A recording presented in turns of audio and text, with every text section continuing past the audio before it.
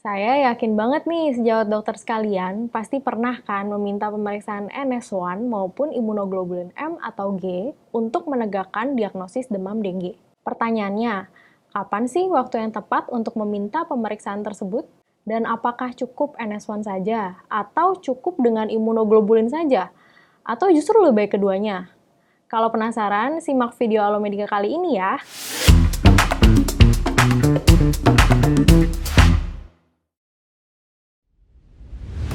Halo dokter, saya Dr. Felicia dari Alomedica.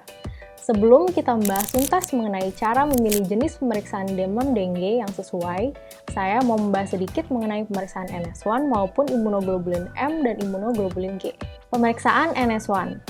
NS1 atau Non-Structural Protein 1 merupakan suatu glikoprotein non-struktural yang disintesis oleh virus dengue dan disekresikan ke dalam darah penderita. Protein ini diperlukan oleh virus dengue untuk bertahan hidup dan bereplikasi. Nah, ada dua metode untuk menilai NS1 loh. Yang pertama adalah dengan menggunakan metode quantitative capture ELISA. Cara ini menilai konsentrasi antigen NS1 di serum dengan rentang nanogram hingga mikrogram. Tapi sayangnya nggak semua laboratorium memiliki alat ini. Yang kedua, yaitu menggunakan rapid test diagnostik untuk penilaian secara kualitatif. Metode ini praktis banget karena hanya perlu meneteskan darah di cartridge dan nantinya akan keluar hasil negatif atau positif dengue, imunoglobulin M atau imunoglobulin G. Selain dari NS1, ada juga pemeriksaan lainnya, yaitu menilai kadar serologi menggunakan metode ELISA atau metode imunochromatografi. Cara kerja pemeriksaan MAC ELISA atau IgM Antibody Capture ELISA ialah menggunakan ikatan antara imunoglobulin M manusia dengan anti-human IgM dan antigen virus. Sedangkan pemeriksaan imunoglobulin G menggunakan antibodi monoklonal reaktif dan antigen virus. Jadi, kapan nih waktu yang tepat untuk meminta pemeriksaan NS1 atau IgM dan IgG? Yuk, kita pahami dulu perjalanan penyakit dengue. Tapi sebelum itu, kalau dokter mau baca-baca lebih lanjut soal pembahasan kali ini atau mau mendapatkan informasi kedokteran terbaru dan terlengkap bahkan ber-SKP, langsung aja download aplikasi Alomedica ya dok. Aplikasi ini tersedia di Google Play Store dan Apple Store. Oke, sekarang kita masuk ke pembahasan ya. Saat vektor nyamuk menggigit manusia, terjadi peningkatan virus di dalam darah yang terdeteksi dalam 6 hari pertama sejak gejala muncul. Pada infeksi primer saat viremia, NS1 sudah terdeteksi dari hari pertama gejala muncul dan menetap hingga hari ke-7. Nah, sedangkan pada infeksi sekunder, periode deteksi lebih singkat daripada infeksi primer. Kadar NS1 sudah tidak terdeteksi lagi pada hari ke-5. Respon tubuh terhadap viremia menghasilkan respon imun humoral dan seluler. Sel limfosit B memproduksi IgM dan IgG. Nah, antibodi IgM terhadap virus terdeteksi dari hari ke-3 sampai hari ke-5 dan mencapai puncak di minggu kedua.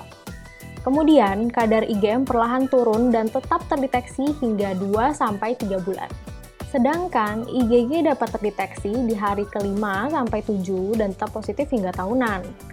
Pada infeksi sekunder, kadar IgG dapat terdeteksi di awal infeksi bahkan di hari ke-3 sakit. Gimana ya interpretasi dari hasil pemeriksaan ini?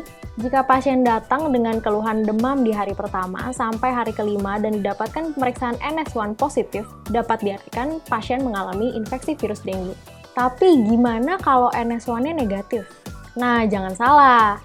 Hasil NS1-nya negatif tidak langsung menyingkirkan infeksi virus dengue ya dok. Gini, jika hasil NS1 negatif tetapi terjadi serokonversi IgM dari negatif pada saat pengambilan serum fase akut menjadi positif pada saat pengambilan serum fase konvalesens, atau serokonversi IgG dari negatif menjadi positif, atau ada tanda peningkatan titer IgG menjadi 4 kali lipat pada serum yang diambil 7 hari setelah sampel akut, maka hasil ini dapat diinterpretasikan sebagai infeksi dengue.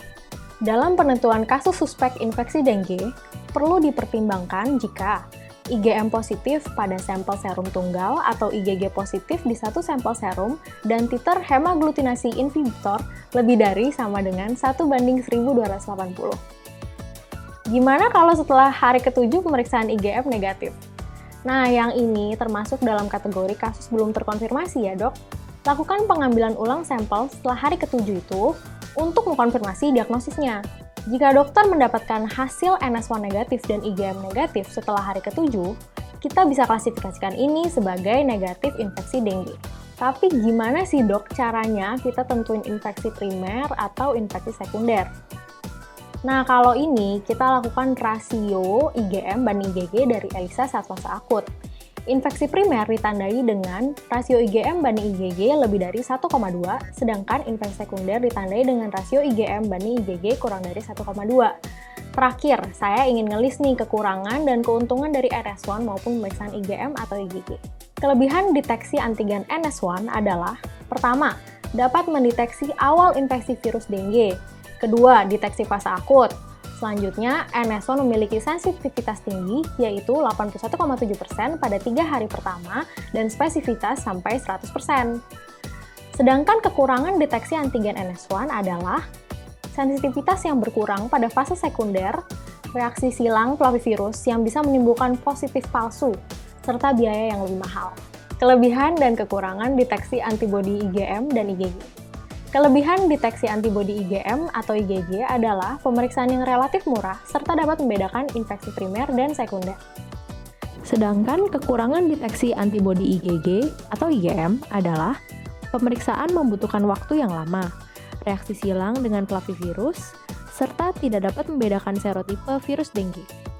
Nah, gimana nih dok? Udah yakin dong sekarang mengenai penegakan diagnosis dengue dengan pemeriksaan NS1 atau IgM dan IgG? Dan cara interpretasinya? Sip deh dok, kira-kira segitu dulu ya informasi dari Alomedica kali ini. Untuk mendapatkan lebih banyak info medis yang praktis dan up to date, jangan lupa subscribe ke channel YouTube Alomedica dan nyalakan lonceng notifikasinya ya. Terus download aplikasi Alomedica di App Store dan Google Play. Jangan lupa untuk like dan share video ini sebanyak-banyaknya ya. Terima kasih sudah menyaksikan video ini sampai selesai. Jadi dokter andal dalam genggaman. Salam Alomedica.